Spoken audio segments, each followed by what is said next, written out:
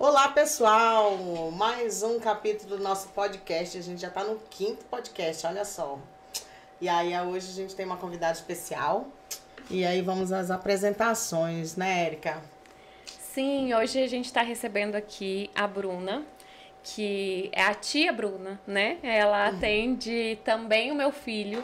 Então, eu posso falar aqui com propriedade de que eu tenho uma admiração muito grande por essa profissional e tenho o prazer de apresentar ela aqui hoje. É a Bruna de Castro, formada em fisioterapia, pós-graduada em neurofuncional, atua na área de neurodesenvolvimento há 13 anos, atendendo crianças e adultos.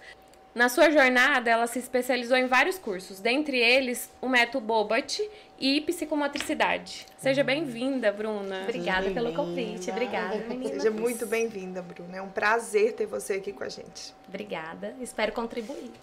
Com certeza, porque esse tema, a gente estava discorrendo aí as perguntas, eu falei, gente, era 2 episódios de podcast, porque é muita coisa, né? Sim. Eu falo por ser mãe também atípica, e Madriar é trissomia do 21, e as crianças, né, com a trissomia precisam muito da psicomotricidade por conta do desequilíbrio, né, da falta de controle. Sim. E foi uma das coisas que ela fez muito, e até agora, com 10 anos, ainda a gente, depois da cirurgia cardíaca, né, esperando aí a alta para esses exercícios físicos, a gente pretende voltar, porque o desenvolvimento é incrível, do cognitivo, de uma série de coisas. Sim. E aí eu fui pensando, gente, é tanta pergunta, é tanta coisa que a gente quer pôr. Aí a Érica colocou algumas perguntas, eu falei, não, vamos aprofundar. Mas a gente pegou realmente o básico, porque a gente entende que muitas pessoas que nos assistem não tem um filho com necessidade específica, às vezes não conhece ninguém, mas se interessa e fica pensando, gente, o que é psicomotricidade? Isso. O que isso faz? Isso é uma recreação? O que é? Às vezes já ouviu alguém falando, né? Então a gente queria começar com você explicando por que e para que a psicomotricidade ela é indicada, para quem ela é indicada e quais os fundamentos, né, dela para o desenvolvimento neuro. Então, vou explicando primeiramente o que é a psicomotricidade, né? Ótimo. A psicomotricidade são movimentos integrados que vão auxiliar no desenvolvimento global do indivíduo. Então, assim, a gente não trabalha só a parte motora, a gente também trabalha a parte cognitiva e a parte afetiva da criança, né? E a psicomotricidade, ela pode ser trabalhada com crianças típicas também, com ótimo. crianças típicas e atípicas. Tanto que em escolas, né, os educadores físicos fazem esse tipo de trabalho para trabalhar as habilidades da criança. Mas vamos focar hoje, então, nas crianças atípicas. Quais são elas? O TEA, né, que é o transtorno espectro autista, o TDAH, que é o transtorno de hiperatividade e atenção, crianças com dificuldade no aprendizado também, aquelas crianças que têm dislexia, que é a dificuldade na leitura, dificuldade na grafia, dificuldade em fazer cálculo, que é a descalculia, e as crianças com déficit intelectual também. Então, essas crianças necessitam da psicomotricidade, porque eles têm dificuldade no neurodesenvolvimento. Entendeu? Sim. O cérebro delas não são iguais a um cérebro típico. É um cérebro desorganizado. Então, elas vão ter dificuldade em várias partes. Tarefa simples, né? Tarefa simples. E você, como mãe, e conhece a psicomotricidade, entendeu essa parte. Sim. Mas igual você falou, não são todas as mães que entendem. Não somente né? mães, né? Eu acho que uma sociedade em si não entende. Porque acha assim que o que basta seria uma fisioterapia. Que é popularmente, né? Isso. Todo mundo conhece. Não, para falar a verdade, eu acho, assim, abrindo um adendo sobre isso, eu acho que a psicomotricidade, ela tinha que fazer parte de currículos desde o desenvolvimento da criança lá do início. Por exemplo, a minha filha, a mais velha, a Sofia, ela tem 17 anos e a gente percebe, hoje eu percebo que se ela tivesse feito as terapias, ela tinha uma desenvoltura em outras questões melhores, entende? Então, realmente não é só para criança que tem a dificuldade. Isso. Mas todas as crianças, eu acho que tinha o desenvolver, Isso. porque eu acho que faz parte, porque cada desenvolvimento é de um tempo, né? Então, cada criança processa de uma forma, né? E a psicomotricidade, ela vem com essa ideia de realmente regular. Isso. Né? Eu sempre falava com a Maria, falava, gente, hoje ela tá regulada. Porque ela era uma desregulação total, tipo, não tinha controle de coisas simples, né? E qualquer profissional da área da saúde pode fazer o curso de psicomotricidade. Então, eu sou fisioterapeuta, eu fiz o curso, uma fono pode fazer, uma TO pode fazer, um musicoterapeuta pode fazer, entendeu? Então, a gente pode se especializar nessa área para atender um certo público, né?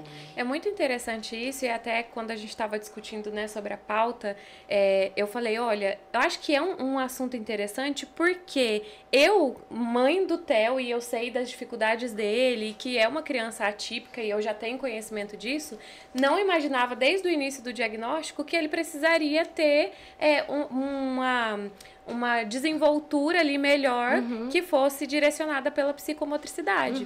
Então, eu imaginava que talvez isso fosse para crianças que ainda não conseguiam desenvolver, né? Mas como ele estava dentro do esperado, digamos assim, eu falava, não, isso não é necessário para ele. Até eu perceber qual era o direcionamento, porque é um estímulo direcionado, né? E é muito legal falar sobre isso, que não é físico apenas. Porque a gente também tem essa, vulgarmente, essa ideia de que é só físico, que é só motor. Isso. Mas não, é cognitivo também, né? Também. E assim, a nossa visão é global com o paciente. Então, no dia que a gente vai avaliar o paciente, eu ofereço para eles vários recursos, né? Tanto a parte motora, eu vou treinar o equilíbrio, vou treinar a coordenação, vou treinar a cognição, vou treinar ver se ele tem um rastreamento visual, vou ver se o paciente ele tem um contato visual comigo, se ele segue os meus comandos. Então, assim, são vários fatores que eu vou descobrir naquelas primeiras avaliações. Porque, assim, às vezes a mãezinha não sabe o porquê que ele tá lá, por que o médico encaminhou, né? E eu tenho que descobrir também o motivo, porque eu preciso ter um plano terapêutico individual. E explicar pra mãe o necessário, porque às vezes o médico ele só indica, na verdade ele não sabe nem o que vai, né, qual o tipo de terapia que vai. Porque é comum realmente esse perfil de paciente ir pra psicomotricidade, mas por que eles estão lá? Né? E eu também tenho que descobrir o motivo e quais são as habilidades e o que ele precisa melhorar, né? E assim, a terapia ela é bem dinâmica, eu não vejo como cansativa, porque as crianças gostam demais. É bem lúdico, entendeu? E tem um leque de objetivos. Eu vou trabalhar o segmento de comandos com o paciente, o contato visual, lateralidade, apraxia fina e a grossa, que são as coordenações.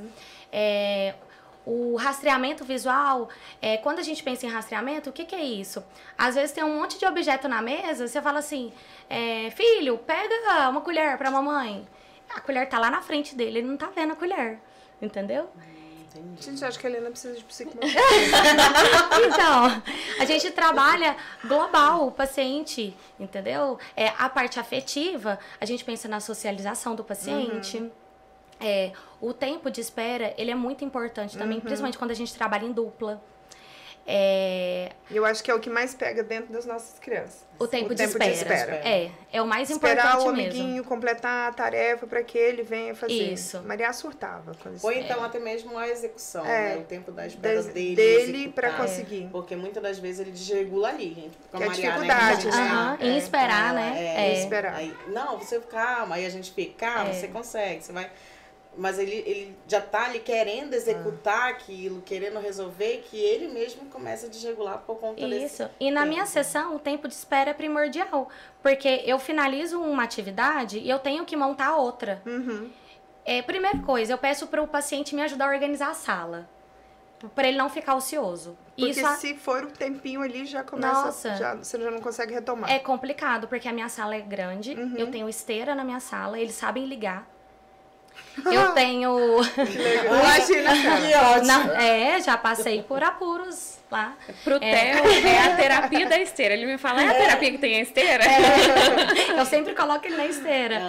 Ela tem um espaldar que tem criança que sobe e, assim, questão de segundos, entendeu? Então, assim, eu termino de montar um circuito, Fulaninho, vamos ajudar agora a tia Bruna. Você vai pegar os cones e você vai pegar as argolas e eu vou pegar os brinquedos. Todo mundo tá trabalhando junto. Isso também é um objetivo, organização.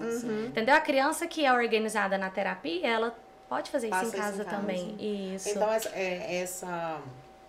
esse aprendizado também você faz em grupos individuais? Ou geralmente, como é que geralmente, ou é individual ou é dupla. Uma profissional não pode atender, assim, na minha demanda, né? Eu não posso atender 3 no mesmo horário. Entendeu? Então, pela atenção, né? Que isso. Você tem uma atenção melhor, dá uma atenção então, melhor. ou é individual, dependendo do caso. Tem caso que não dá pra fazer dupla. Às vezes a criança, o nível dela exige, né? Exige que seja sozinha. Às vezes ele não tem um brincar funcional, ele não vai ter nem imitação motora, porque antes de passar a atividade, eu faço pro paciente fazer o que eu quero. Falo assim, olha, vai ser dessa forma. Ele tem que me imitar. Tem criança que não tem essa imitação, não tem segmento, não tem contato. Então, nesses casos, o paciente é individual. Entendeu? Aí, no decorrer disso, você vê a necessidade de colocar ele em dupla. Isso, porque o na paciente verdade, eles vão galgando, eles vão eles vão avançando, entendeu? Vão passando etapas. Isso. Eles começam com alguma dificuldade e eles vão melhorando aquelas habilidades. E eu vou mudando também, vou evoluindo nos exercícios. E em alguns casos eu falo assim, agora é hora de trabalhar em dupla. Acho que vai ser interessante. Não, e olha o tanto que esse tema é importante, né? Que eu fico pensando, antes de ser mães atípicas, a gente nem ouvia esse nome. A gente não sabia o que era psicomotricidade. A gente sabia o que era físio, né? Que era o que mais tinha. E a indicação? A indicação que era o que tinha. Então, é importante a gente desmistificar mesmo, né? Porque muita gente acha que a psicomotricidade, ou ela é apenas uma terapia de grupo, a brincadeira, porque não sabe os objetivos, ou para as crianças atípicas. E quando a Bruna fala que é para as típicas também, eu fico imaginando todas as dificuldades. Já da Helena, já estava assim, e aí, você atende plano? Como é? Tipo, já tô pensando lá na frente, porque realmente eu acho que é uma demanda que a gente precisava abordar, porque a maioria das pessoas, eu tenho certeza, não imaginavam a importância dessa terapia para a vida, para o cotidiano, para os filhos, para o desenvolvimento dos filhos, né? É muito importante a gente desmistificar isso mesmo, porque quando, às vezes, a criança conta, e aí eu vou entrar lá na nossa discussão da semana passada, que é a devolutiva do terapeuta, porque quando a criança conta, você fala, nossa, ele brincou a terapia inteira, mas são atividades que foram direcionadas e que refletem na funcionalidade dele ao longo do dia a dia, na rotina. Né? Na rotina. Sim, mas e com a Bruna eu tenho muito isso, dela me contar como acontece no final da terapia. E são coisas, assim, extremamente direcionadas que o Theo vem eufórico, achando maravilhoso o que ele fez e que ele depois reproduz em casa de uma forma completamente diferente, né? Que ele não percebe, ele não faz essa relação de uma coisa com a outra, mas aquilo tá acontecendo. Então, é algo que é trabalho de formiguinha mesmo. Claro que aí isso não acontece de um dia para o outro. É um processo. E a gente entra já na nossa próxima pergunta, né? Tem ali um tempo em que é esperado a gente perceber esse desenvolvimento? Então, na verdade, é difícil a gente falar em tempo. Porque cada criança vai desenvolver de uma forma. Cada ser, né? Isso. Cada criança vai ter o seu tempo. Então, assim, a gente nunca fala, olha, o paciente vai ficar comigo 6 meses, o paciente vai ficar comigo 1 ano. Não tem esse de tempo. E, na verdade, eu sempre acho que eu posso melhorar alguma coisa, né? Então, não vamos falar de tempo. O que a gente pede para a família, geralmente, é um feedback. Porque, assim, eu tô com a criança 2 vezes por dia, 2 vezes por semana, né? Por exemplo. Em casa que você vai ver, né, essa melhora, a evolução do paciente. Às vezes na terapia eu vou passar um exercício que ele não vai conseguir hoje. Daqui a um mês eu vou repetir aquele exercício, ele vai conseguir, que legal, ele evoluiu. Mas em casa, no dia a dia dele, na escola, isso, entendeu? Igual tem paizinho que fala assim, Bruna, ele não pulava e agora ele tá pulando, entendeu? Então assim, que bom. Aí você pensa, mas tá, e aí que a criança tá pulando? O que vai influenciar? Muita coisa. Né? Eu faço muito exercício com obstáculos eu gosto muito de usar o circuito motor, né? Que no circuito, a gente trabalha várias atividades de uma vez só e as crianças adoram. Porque é longo, né? É uma atividade longa. Diversificação também, né? Isso. Porque, gente, imagina, 1 hora de terapia, eu tenho que fazer várias atividades pequenininhas. É cansativo para o profissional, que tem que ter várias ideias, e cansativo para a criança, né? Ela fazer várias atividades pequenininhas. Se você monta um circuito que nele está englobando coordenação, equilíbrio, praxia, atenção, cognição. Muito mais divertido. Muito mais divertido, entendeu? E assim, às vezes eu faço um circuito que eles falam assim, nossa, tia Bruna, eu não vou conseguir. Aí eu falo assim, vamos tentar? Né? Vamos tentar? E eles tentam, e eles conseguem, e ficam super felizes com isso. E assim, vamos falar do pulo que eu comentei. Se a criança ela consegue pular direitinho, né? Ela tem um equilíbrio melhor, ela tem um planejamento motor melhor, ela tem confiança, ela consegue né? confiança, entendeu? Então, assim, um pulo é simples, mas você consegue muita coisa nesse pulo. Por exemplo, Maria, a Maria, ela não pula. Ela não...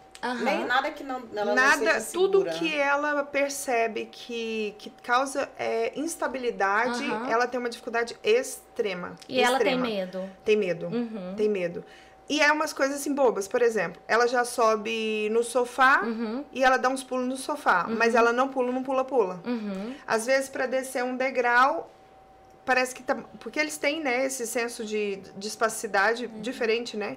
E acho que para ela tudo é muito profundo. Sim. Então, quando ela vai descer, ela examina primeiro, ela tá sempre segurando. E é uma das coisas que me incomoda, porque como isso vai ser no futuro, né?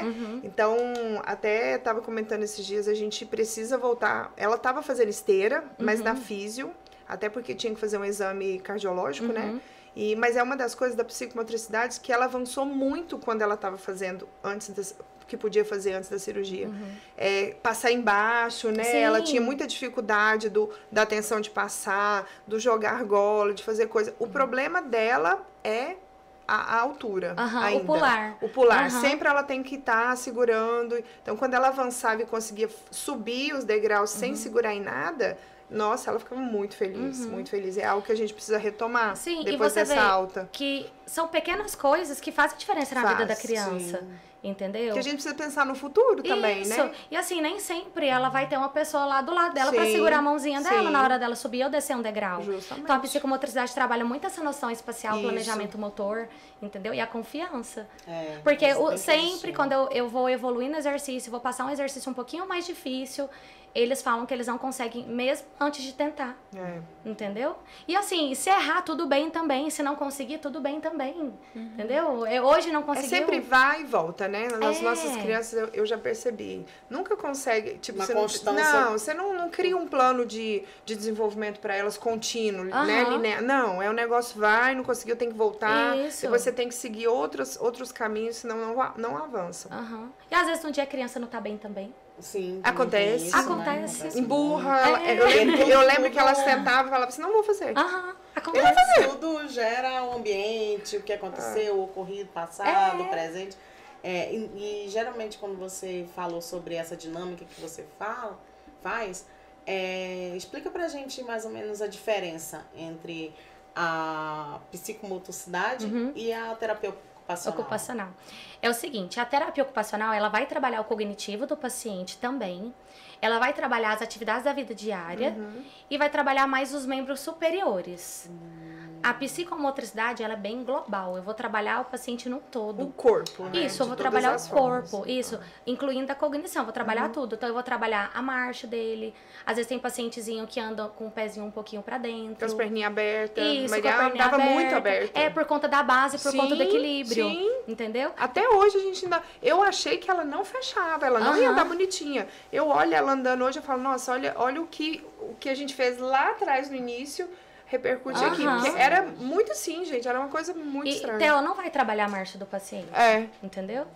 Às vezes ela pode ajudar, auxiliar no paciente. A físio trabalha, né? Mas ela não trabalha num aspecto geral. Ela vai trabalhar só marcha. Às vezes ela... aí não é um padrão. Aí não entra um cognitivo de outras atividades. Às vezes, assim, o fisioterapeuta pode falar assim, não, essa parte é comigo, membro superior e cognição com a TO... entendeu? Outra parte é com a psicóloga. Aí a mãe se muda com a criança, né? Lá pra sala da terapia e fica lá 24 horas. Tipo isso, né? Arruma um puxadinho. Desde a hora de acordar até dormir, porque... Várias pessoas. Só Jesus, né? Se a psicologia é completa. Quando a gente não separa também, é muito mais fácil que a criança tenha uma consciência corporal melhor, né? Porque a gente, se a gente for pegar, tem algumas coisas que a gente ainda não tem essa consciência exatamente porque todo mundo precisa. Então, quando você consegue englobar tudo ao mesmo tempo, é muito mais fácil do que a gente colocar em caixinhas. Sim. Porque a nossa luta é exatamente essa, é tirar dessas caixinhas para que a criança consiga funcionar no cotidiano de uma forma melhor, mais tranquila, sem precisar ter que acionar cada pedacinho daquilo que ela aprendeu e desenvolveu, para que seja fluido, para que seja dinâmico. Então, por isso que o global ajuda demais. Demais. Né? E para criança também é excelente. Já ouvi mães comentando, falando assim, ai, Bruna, a minha filha, ela quer fazer só com você. Vai chegar na hora de mudar de terapeuta. Ela fala assim, não, mas eu quero com a tia Bruna de novo. Mas por quê? Eu falei, porque minha terapia não é sentada. Isso tem... É dinâmica, né? É dinâmica, cansa. Porque, na verdade, toda terapia para criança ainda, pelo menos ao meu ver... pelo menos eu tô falando da minha filha, né? Sim. Da Maria. A Maria, ela entende aquilo como terapia. Ela não entende como terapia.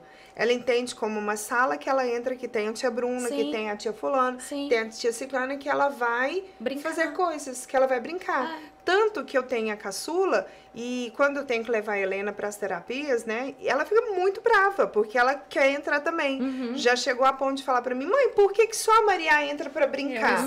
E por que eu não posso entrar para brincar? Aí a terapeuta morre de dó, aí os 10 minutos finais, pega a criança e coloca lá dentro. Mas assim, na cabecinha de quem não faz, não vive, aquilo ali é uma recreação, né? E a criança adora isso. Chega um tempo que eles cansam. Eu imagino que vai chegar aí na pré-adolescência, na adolescência, já não vai querendo mais fazer o que fazia. Aí é onde o terapeuta tem que mudar toda a conduta, a forma de... né, a linguagem com essa criança, né? Com esse adolescente para o negócio romper. Com certeza. Nosso pensamento tem muitas ideias assim, para tanto criancinha de 2 anos de idade quanto uma criança de 14 anos. A gente tem que ter ideias, porque um brinquedo para esse não vai ser legal para esse e eu tenho que ter interesse dos dois. Entendeu? A criança tem que ter um vínculo muito forte comigo para a terapia render. Eu percebo muito isso mesmo. As crianças, elas geram muito vínculo com os terapeutas. A Maria fala de terapeuta dela, que ela era pitiquinha. Ela fala do nome ainda. Porque marcaram, né? De alguma forma, vocês são muito, muito especiais. Eu falo muito isso, que a gente tem uma rede muito boa de apoio quando a gente realmente encontra aquele terapeuta que pega na nossa mão e fala, vamos, vou te ajudar. Porque tem também o oposto, né? Claro. A gente tem uns que a gente tem vontade de matar. Vou falar, porque eu sou dessas, porque a gente fica irritada. Você vê que a criança, né, não evolui.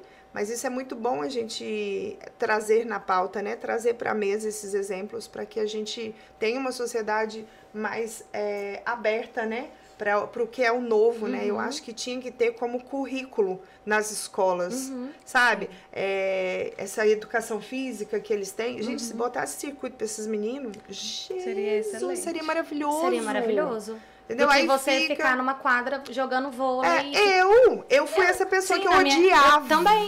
Eu nunca gostei de bola. Eu sempre passava mal, eu sempre falava que tava com dor de cabeça, porque era um tal de, agora é hora de jogar vôlei. Joga, eu falei, gente, não quero jogar nada. Eu queria ficar na reserva sempre. Eu não queria fazer nada. E é interessante também a gente falar, como nós falamos, né, que é para todo mundo. Acredito que vai ter gente agora pensando assim, nossa, eu percebo essa dificuldade na minha criança que já é maior, que não é tem... adolescente. Isso. Até mesmo eu me percebo. Exato. Porque eu tô ali... eu não sei abrir uma sacola. Tipo assim, eu também acho que você tem que fazer terapia com a tia Bruna.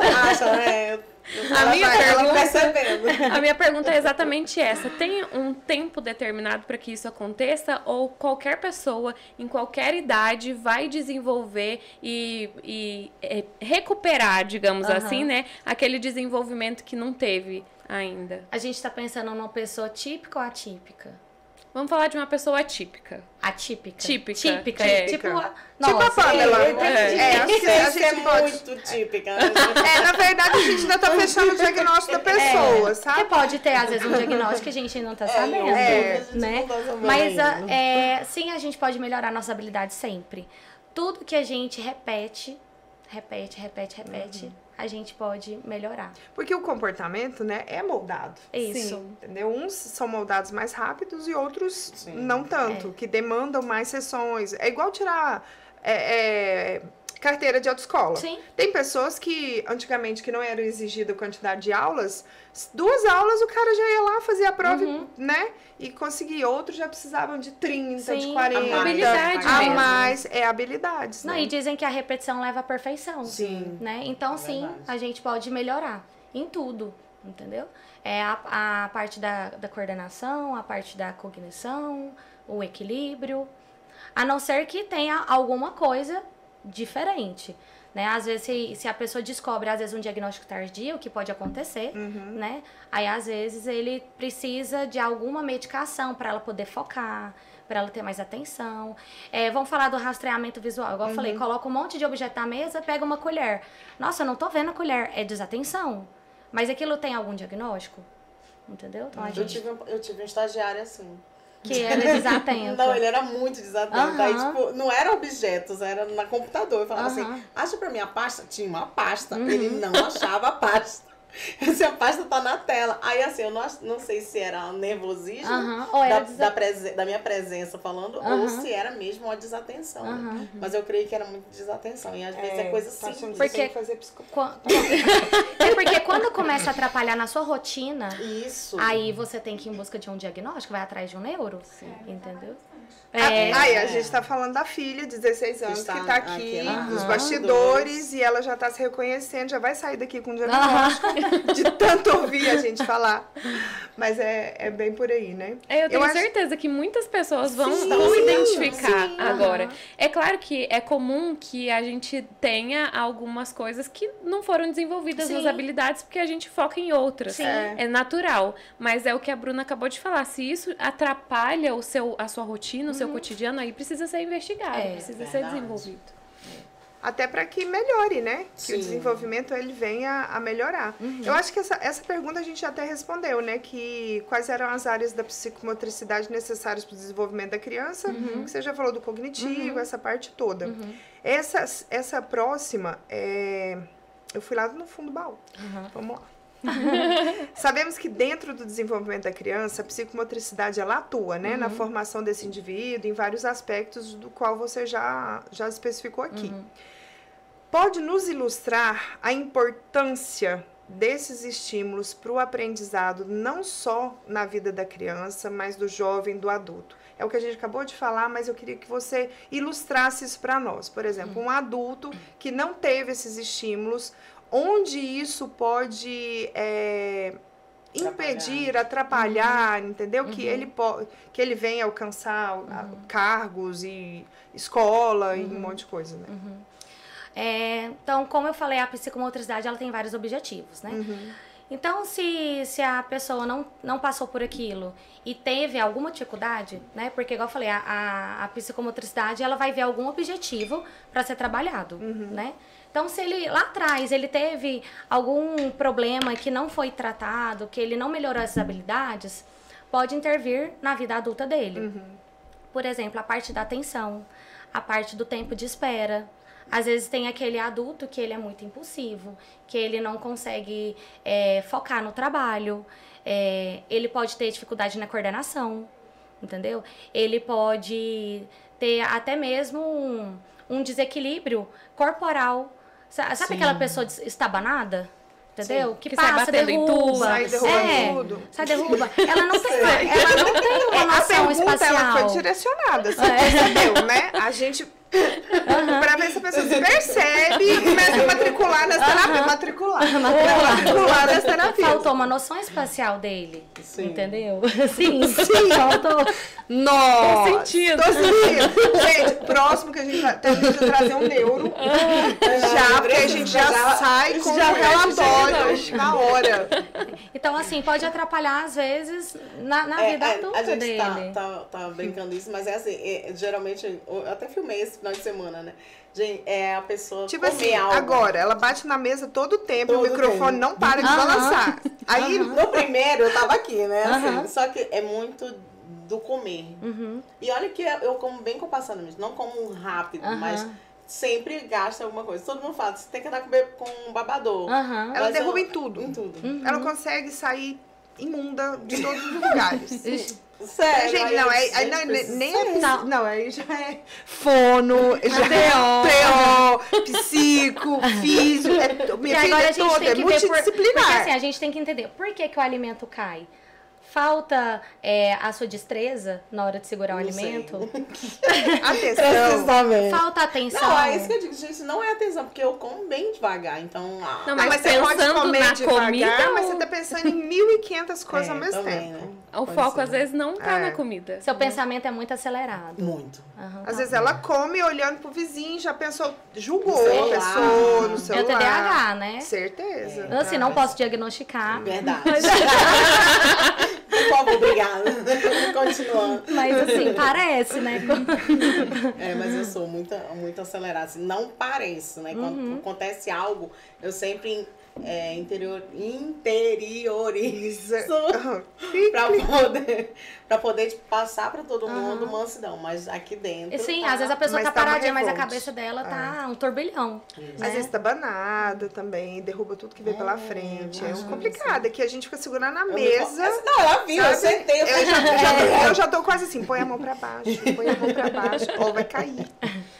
Então, assim, você vai moldando algumas coisas na psicomotricidade. Sim. Entendeu? E não são coisas só físicas. Vou pegar um outro exemplo para ver se ele encaixa. A organização do pagamento de contas. Porque você precisa pensar né, nas datas, em fazer todo um processo para conseguir se organizar. Sim.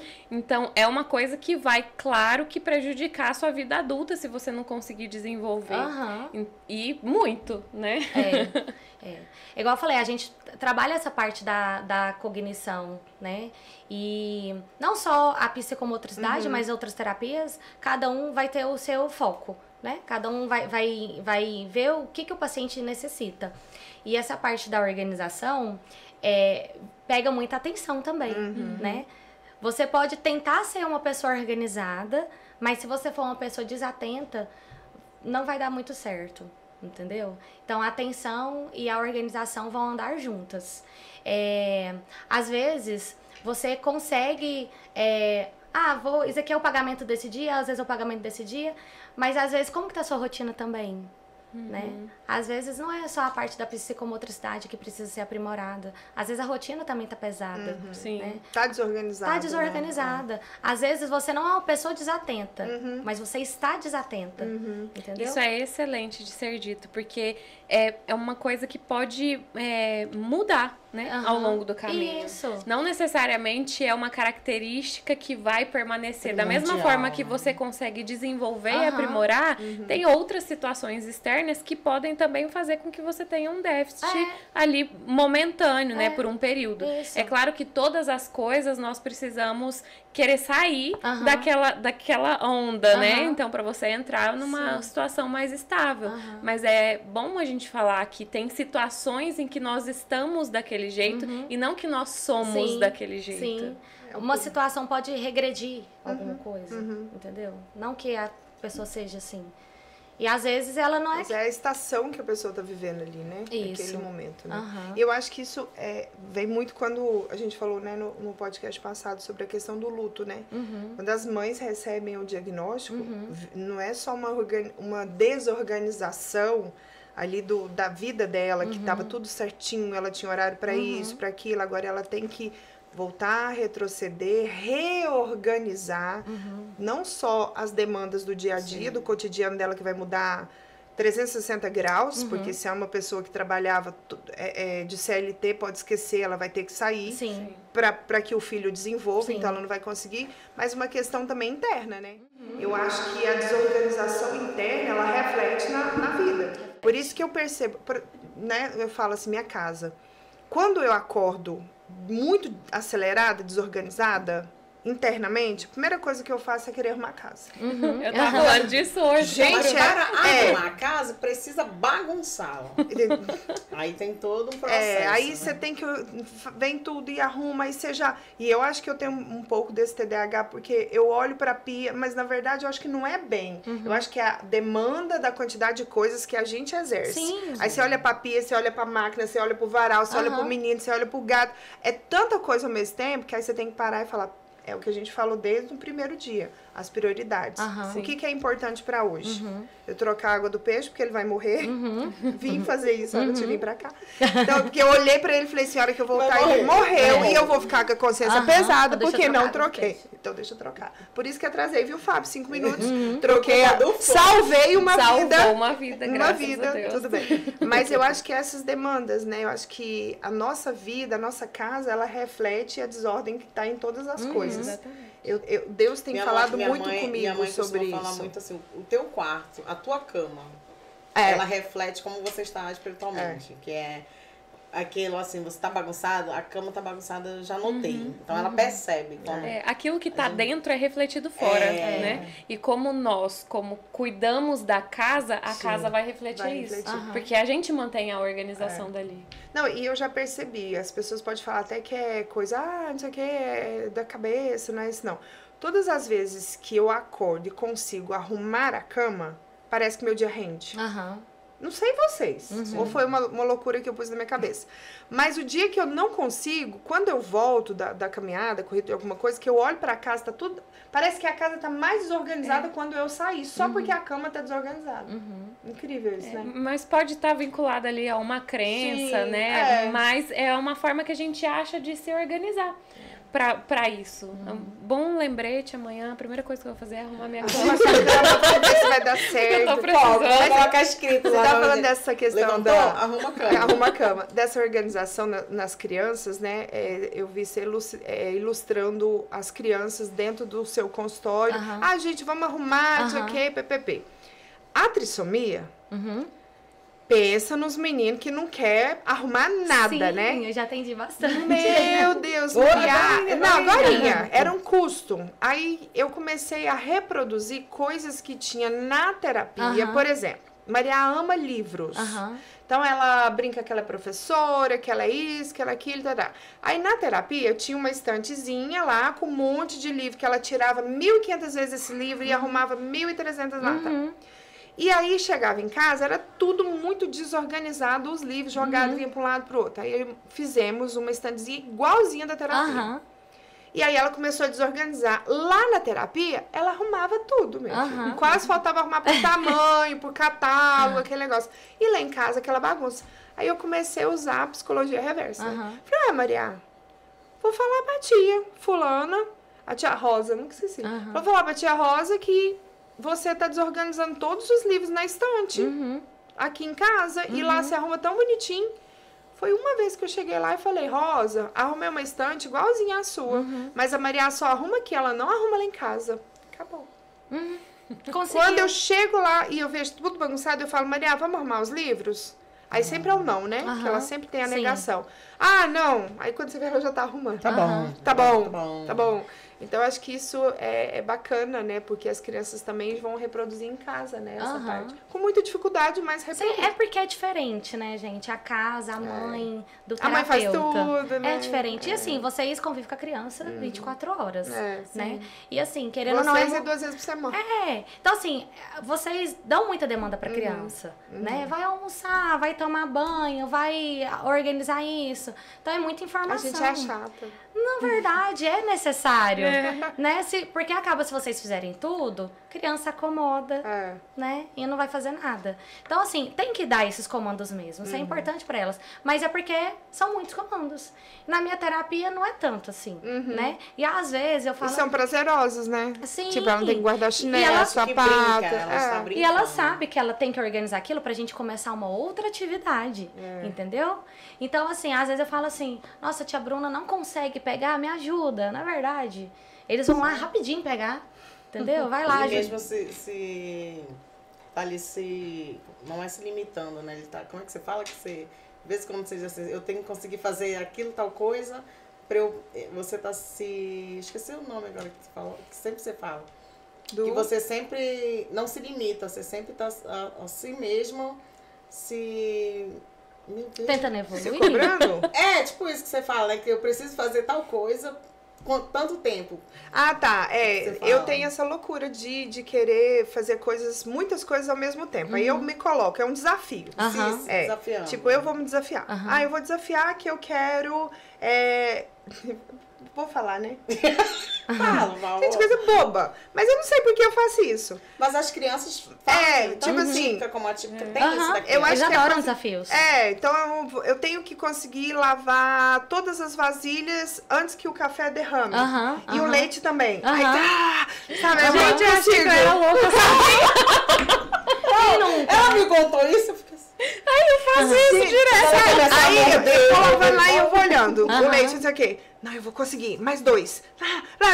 É porque o desafio te motiva. O desafio te motiva. Entendeu?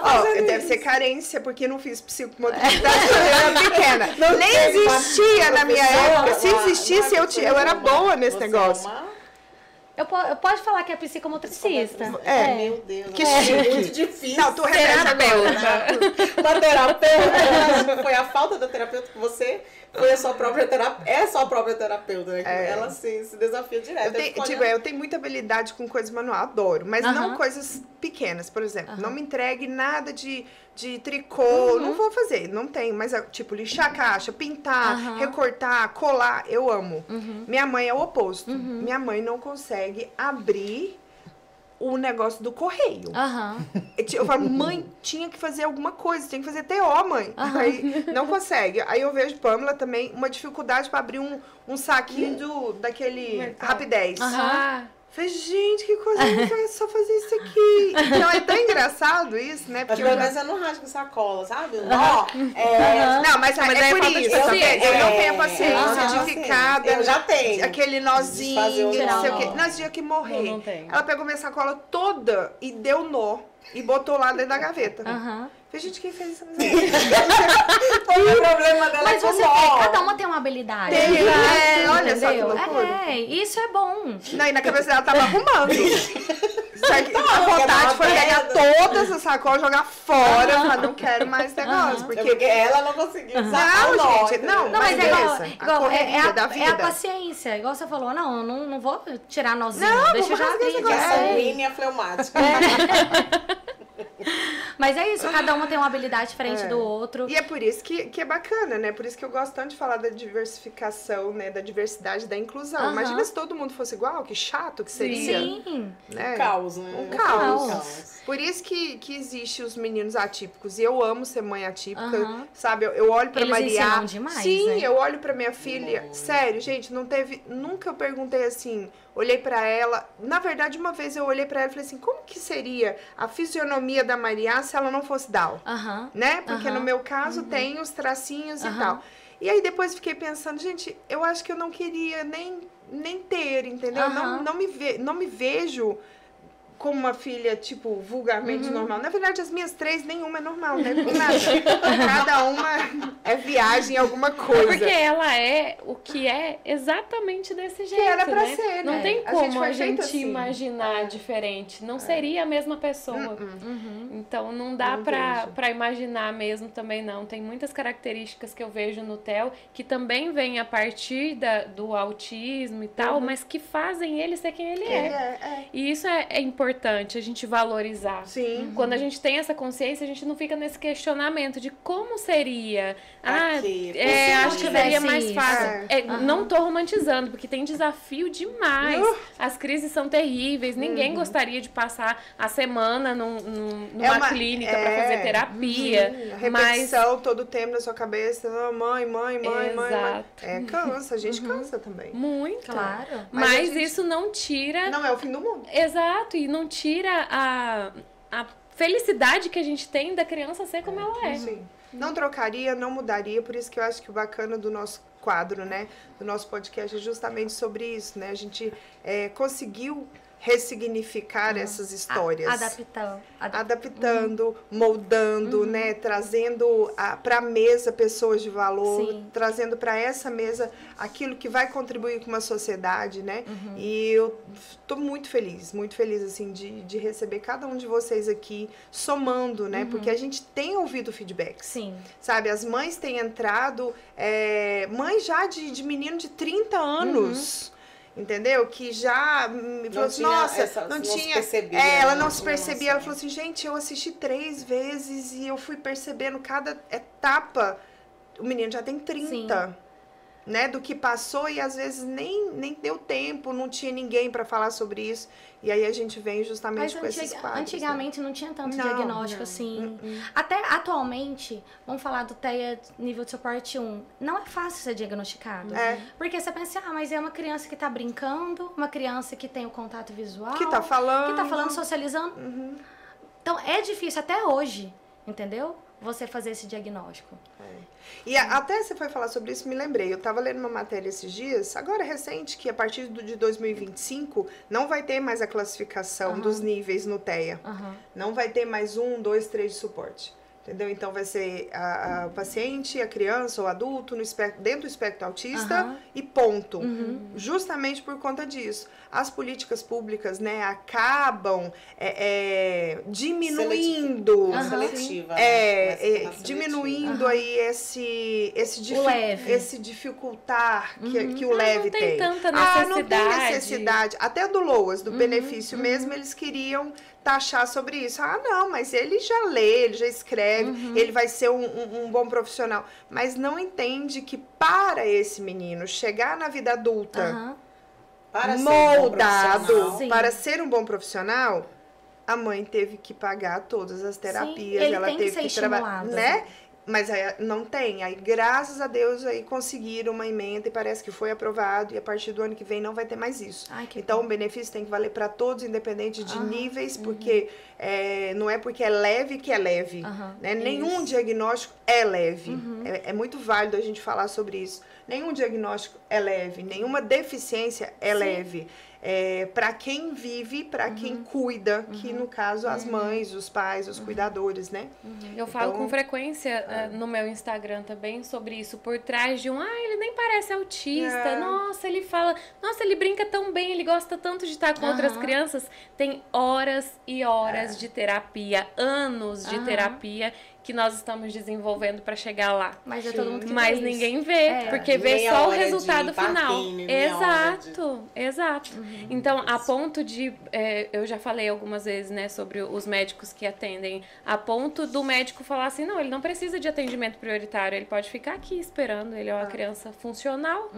Então, só eu sei o quanto isso desregula ele, para ele ficar lá esperando, que talvez ele não dê crise ali na clínica, mas a hora que a gente chegar em casa, desregula completamente tudo aquilo que tá organizado. E olha que é um médico, né? Exato. Então, é muita coisa que a gente tem que quebrar dessa visão na sociedade. Muitas. Parece que a pessoa tem que ver, né? Tem que ver o sofrimento pra falar assim, nossa, tá sofrendo, ele precisa de ajuda. Tem que ver a patologia, tem que estar nítido. Não vamos longe.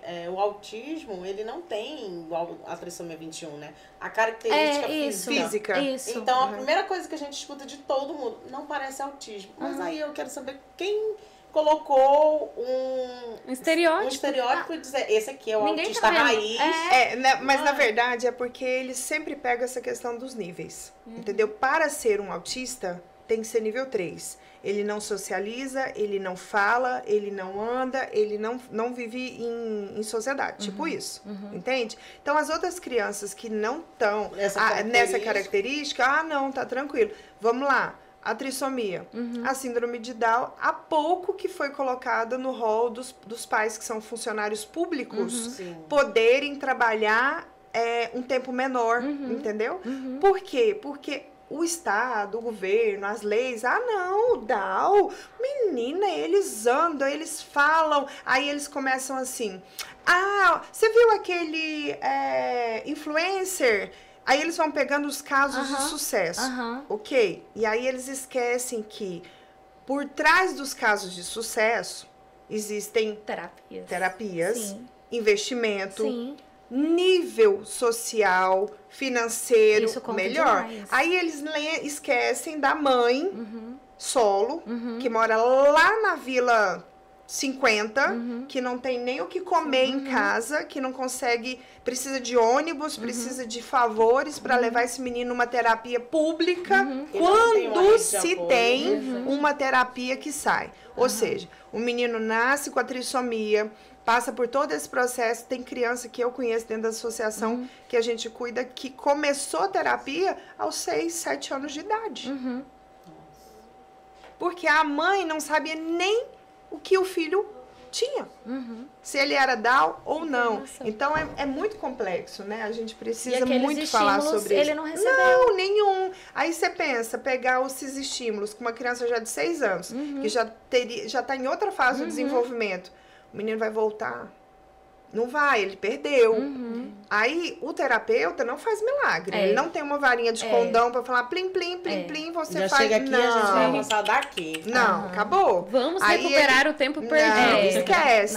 Fala, então, o máximo que os meninos conseguem, entende? Sim. Então, é muito capacitismo, eu acho, sabe? É muita... as pessoas aproveitam muito dessas situações para deixar a margem àqueles que realmente precisam. Por isso que eu acho que a gente precisa de políticas públicas, a gente precisa dar voz e gritar mesmo para que as coisas mudem, talvez não para nós, né? Talvez não para mim, não para minha filha, mas para os próximos que virão, né? Tipo isso. Exato, eu acho que só antes da gente fazer a nossa pergunta final, eu tenho certeza que tem muita gente que está aí se perguntando qual é o caminho para que eu consiga ter um atendimento com a psicomotricista. Quem eu tenho que procurar para ver se realmente eu preciso dessa indicação agora? Geralmente é o neuropediatra que vai fazer esse encaminhamento, né? Mas assim, por exemplo, às vezes a criança está sendo atendida na clínica por vários profissionais, menos a psicomotricidade. Se uma outra terapeuta, uma fonoaudióloga, achar necessário a psicomotricidade, ela pode falar com a mãe, e falar assim, mãezinha, marca uma consulta com o médico e pede a psicomotricidade, entendeu? Ela vê a necessidade. Ela vê a necessidade. E geralmente é mais fácil um profissional que tá com ele na rotina do que o próprio médico, né? Sim. Então, às vezes a terapeuta, ela notou alguma coisa na criança. Aí ela pode falar, mãe, vai no médico, vai no neuropediatra. Aí só, assim, na minha profissão até hoje, nenhum médico recusou a psicomotricidade. Toda mãe que pediu, o médico aceitou. Que na verdade acho que já deveria ter feito esse pedido, porque é igual eu comentei lá no começo, é um transtorno neuroevolutivo. Toda criança vai precisar da minha terapia, da neuropsicomotricidade. Entendeu? Acho que o médico já poderia ter pedido antes da mãe procurar ele para isso. Aí a gente entra em outra pergunta, que aí vai ser um outro podcast, né? Os planos de saúde, né? Isso. Chega lá. Mas aí a gente vai falar disso com outras pessoas. Porque a gente tem assunto demais para falar sobre isso, são assuntos polêmicos. Que a gente pode ser cancelada, mas a gente não tá nem aí. Não deixaremos de falar sobre isso. Agora vocês entenderam por que às vezes não pedem. Justamente. Mas vamos chegar aqui agora na pergunta que não quer calar, que todos aqui não passam por aqui sem responder essa pergunta. O que te fez ressignificar? Bom, essa pergunta ela é bem profunda, né? E eu acho... Eu não tenho filhos. Eu tenho 36 anos de idade. Não tive ainda a oportunidade de ter filhos. E eu falo que meus pacientes são meus filhos. Até, às vezes, na terapia eu falo, seu filho, volta aqui, vem aqui, sabe? Dou, às vezes, bronca igual pensando em mãe. E eu acho que a minha profissão, sabe? Me fez ressignificar. Viu? Ela também... Isso. A gente vai para os nossos erros de gravação. Isso. Mas foi bem tranquilo, né, meu errinho?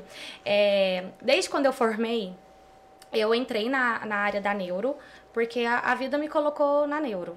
Eu pensei em fazer fisioterapia respiratória com criança, então eu sempre pensei no público infantil. Mas quando eu formei, eu fui para a área da neuro e atendi adulto e criança.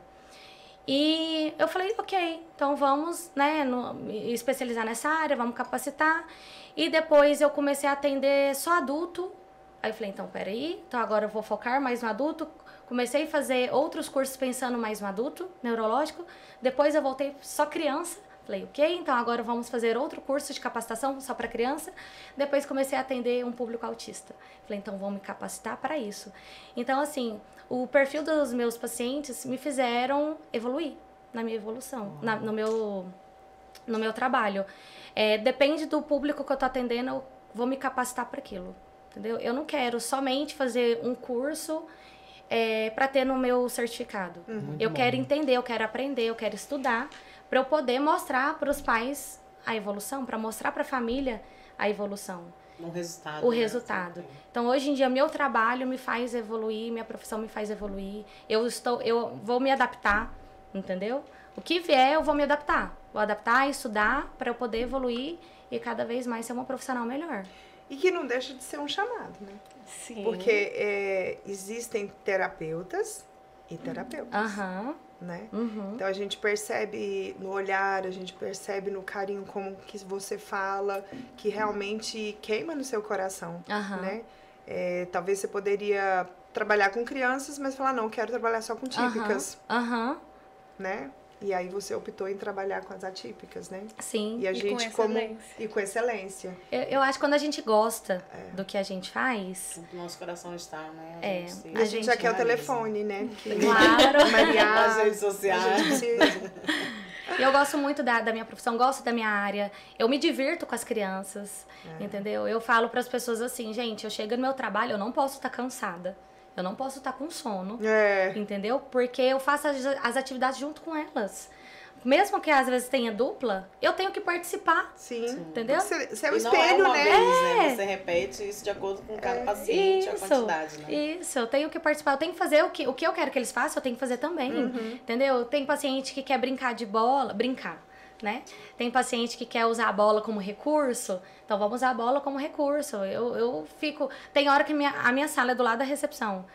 Os pais ouvem lá os gritos, gol, que não sei o quê. Que legal. Entendeu? Eu fico suada na minha terapia. Então, assim, é porque realmente eu gosto. E as crianças sentem isso. Que bom. Por mais profissionais como você, Bruna. Ai, que bom. Precisamos, né? Com os atípicos, eu acho que o que precisa mesmo é ter profissionais, como você mesmo falou, que tenham o olhar e que se capacite para isso. E que tenha... que veja assim, eu fiz pouco, eu tenho que fazer a mais. Eu sempre tenho que me... É igual a seu desafio. Meus desafios. Desafiar, né? Eu acho isso que é muito válido, principalmente na quantidade, né? Hoje, como você mesmo falou, tá existindo muitos diagnósticos. E para isso precisa não somente o acolhimento da família, mas sim do seu paciente, né? Que é as crianças. Né? Elas precisam ser notadas e serem inseridas ali com muito amor e carinho. Eu acho que é uma das coisas que faz pra gente que trabalha com isso. Eu acho que isso já é não digo nem a herança, já é o resultado que a gente quer, né? É a evolução de cada um. Sim. E como a gente fala muito de família e de mães, né, com propriedade, isso faz total diferença. Porque quando nós entregamos o nosso filho para quem a gente confia e sabe que está empenhado tanto quanto a gente no desenvolvimento dele, é muito mais tranquilo. Você ficar... Eu trabalho da sala de recepção das clínicas, né? Então, eu ficar ali focada no meu trabalho, porque eu sei que o meu filho está sendo bem assistido e de fato desenvolvendo, é outra história, né? Então, as mães também conseguem se sentir acolhidas a partir do acolhimento da sua criança. Então, eu falo isso com propriedade, porque é o que eu tenho vivido e quero agradecer demais, não só por estar aqui, mas pelo cuidado e carinho com o meu filho que tem tido. Você pela confiança.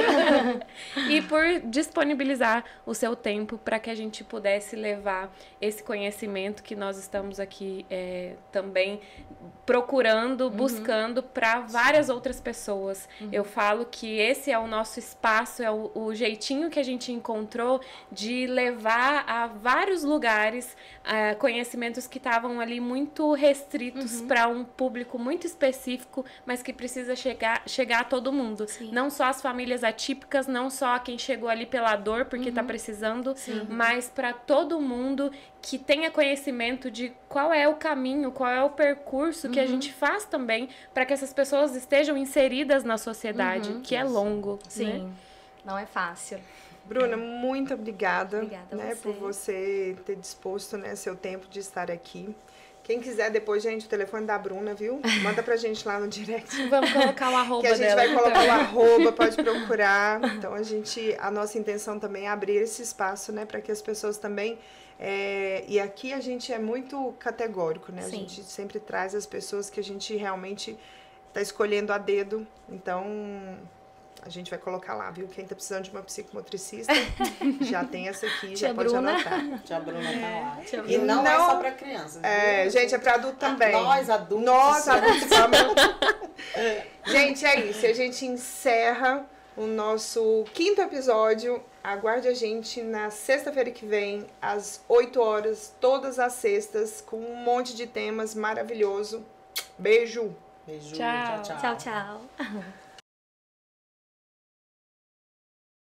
Oi, gente! A câmera é essa. Calma!